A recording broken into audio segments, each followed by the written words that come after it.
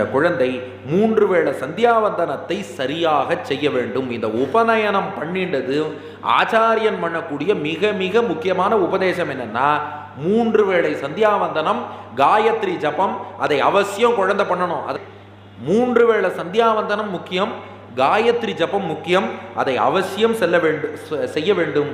என்ன காரணம் அப்படின்னா, இந்த சந்தியாவந்தனம்ங்கிறது இருக்கே, இது ஏன் பண்ணணும்னு வேதத்தில் ஒரு கதையே வருது. மந்தேகர்கள்னு ஒரு சில அரக்கர்கள், அந்த மந்தேகர்கள்ங்கிற அரக்கர்கள் என்ன பண்ணாலாம், பிரம்மா கிட்டேருந்து வரம் வாங்கிட்டு சூரியன் உதிக்கும் போது சூரியனை போய் தடுத்தாலாம் பானமெல்லாம் போட்டு. சூரியனால் உதிக்க முடியலை.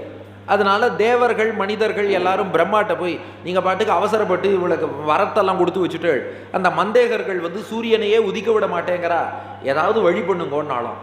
அப்போ பிரம்மா சொன்னாராம், பிராமணர்கள் தினந்தோறும் காலை சூரியோதய நேரத்தில்